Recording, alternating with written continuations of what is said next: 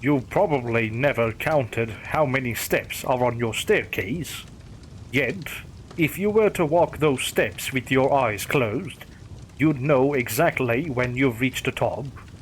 So, what would you do if you knew you'd reached the top, and then suddenly there was one more step?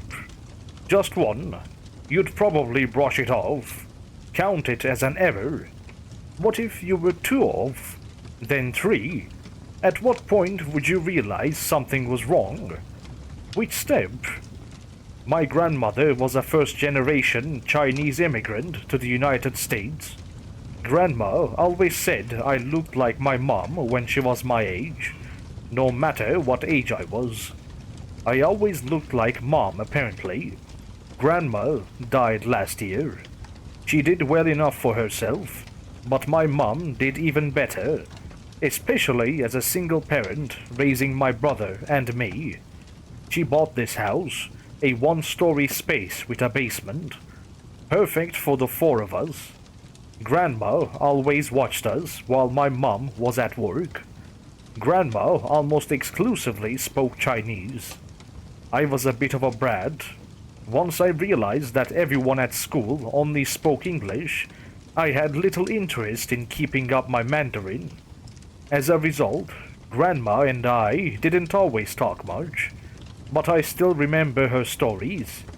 Yejian, the magic lotus lantern, Sun Wukong, and the journey to the west.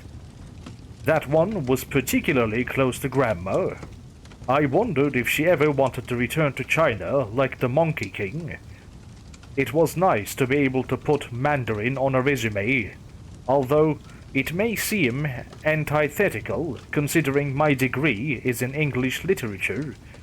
I was the first in my family to graduate college at the ripe old age of 22. Upon graduating, I wanted nothing more than a break, so I moved back in with my mom and my brother. But now, it seemed my break was going to be longer than I intended. There was less to do with an English degree than I anticipated. I was sending my resume and credentials left and right. I guess nobody wanted a little Asian Shakespearean even frying their chicken. One night, I considered putting Smith as my last name on my resume, just as a little experiment. I was in the basement, watching a movie while emailing job applications on my laptop. I sent in my last round of credentials and checked the time. 1:02 a.m. I closed my laptop, tossing it gently on the couch cushion next to me. I reached to grab my phone off the charger, turning its face to me. I found it was dead. I had forgotten the charger downstairs was broken. No sweat, I thought. I'll just sleep in my room tonight and charge it there. I turned off the TV. It was pitch black. Of course, I had navigated this basement thousands of times. Like clockwork, I made my way around the couch, down the short hall, up the 4 stairs to the landing, then turned left to go up the stairs past the landing. It was claustrophobic on the stairs. A wall to the left and right, and a short ceiling above me. The distance between the walls was only 2/3 of my wingspan. There was one wooden handrail on the right side. I placed my right hand along the smooth wood and my left hand in my pocket with my phone that bounced with each step. As my hand glided against the rail, I angled it just the right way so that it would slide smoothly off the end of the railing. But to my surprise, the railing didn't end. This gave me a pause. I stopped and looked over at the rail. It was too dark to see anything. Standing in place, I kept sliding my hand up, but the end wasn't within my reach. I swear I was sober. I wasn't on anything. I hadn't even ingested anything since dinner. So, I figured I was just more tired than I realized. I kept walking up the stairs. After maybe 5 steps, I had to pause again, scanning the rail with my palm. but still no end. I started to go up the stairs at a faster pace. I heard my heels hit the wood under the carpet. I must have climbed the length of at least 2 of my staircases before I stopped again, catching my breath. Kneeling down on the step ahead, I waved my hands wildly in front of me, searching for the door at the top of the staircase, or the little strip of hardwood floor that slid under that door past the top step. As I looked up, I couldn't even see the outline of light that would have come from upstairs. Where was the moonlight? I pulled out my phone from my pocket. I tried to turn it on. I knew it was dead, but I also knew that the low battery icon would flash if I hit the power button. Once it flashed, I waved the light in front of me, but it barely shined on 3 inches of space ahead. It was no use. I shoved it back into my pocket. I must have been hallucinating. Turning around, I started heading back downstairs, my left hand on the rail, 1 foot after the other, calmly bouncing downstairs. I knew I'd arrive at the landing eventually. At some point, I realized I must have descended more stairs than I had escalated. I paused and my breathing started to slowly spiral. I tried to get a grip on myself, but it was at this point I moved beyond rational thought. I clutched the handrail, worried it would disappear if I let go. At the same time, I wondered, maybe if I let go of the handrail, then I'd find the end of the stairs. I had to force myself to unhand it, but I did, and I went back up the stairs, my hands clenched into fists in my pockets, walking and walking and walking. I was confident that each step would be the one to finally take me to the door out of here. I had to stop and take a deep breath. I turned and started jogging the other way. My calves were lightly burning. I figured if I was hallucinating this, I must have looked like a real idiot, running up and down the same 10 steps over and over. Eventually, I had to stop going down. It felt like I was hyperventilating. My knuckles must have been white in my pockets. A thought came to me. If I was close to the bottom of the stairs, then I could toss my phone in front of me. It would hit the wall at the landing. Surely the sound would wake me from the stopper. Taking my phone out of my pocket, my hand shook with nerves at my plan. I hit the power button so the low battery icon would flash again. Cocking my arm backward, I gave a swift toss. The screen was almost immediately enveloped in the darkness, and rather than hearing the phone bump into a wall, the sound rang rhythmically of the phone hitting step, then step, then step, until that sound too evaporated into the darkness. It sounded like it was still falling by the time I couldn't hear it anymore. My eyes were wide open, yet I still couldn't see a thing.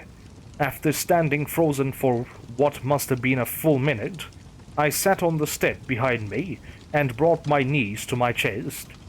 My mind ran rampant with what to do next. Sleep?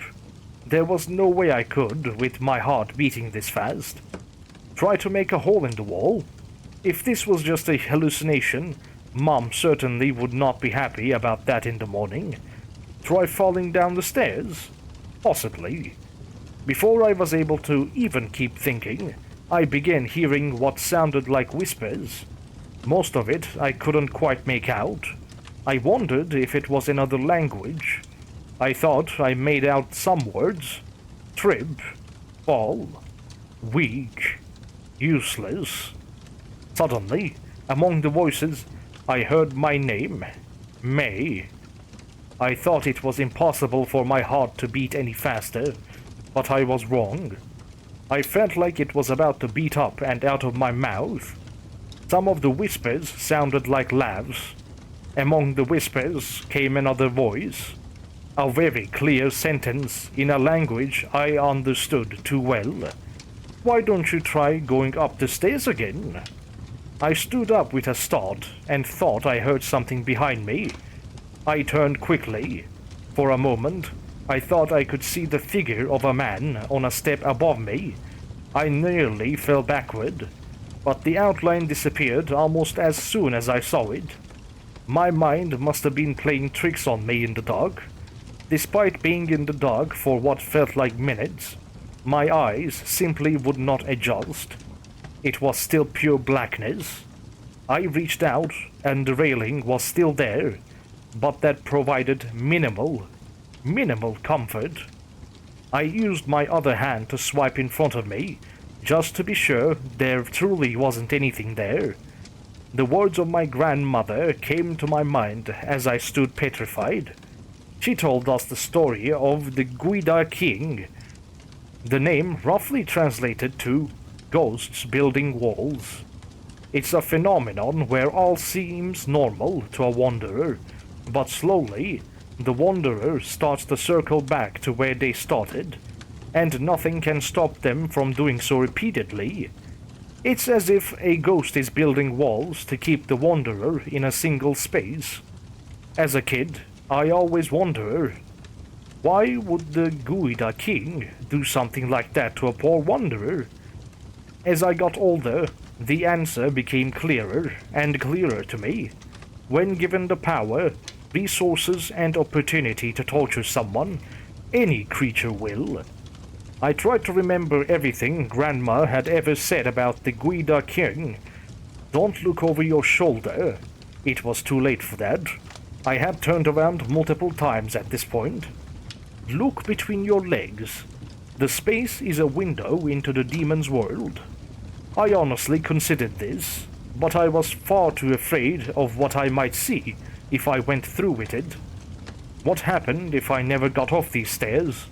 Would my mom and brother find my corpse here on these steps? Did I even still exist? Or had I vanished from my own dimension? Would I ever see my friends or family again? Hear them again? Touch them again? Ultimately, I decided I would slide down the stairs. I thought about falling down, but I figured I'd break a bone, if not die. I could get on my back and slide down, as if it were a water slide. It would be uncomfortable, but eventually I would hit the landing, right? I assumed a position, crossing my arms as I lay down on the steps.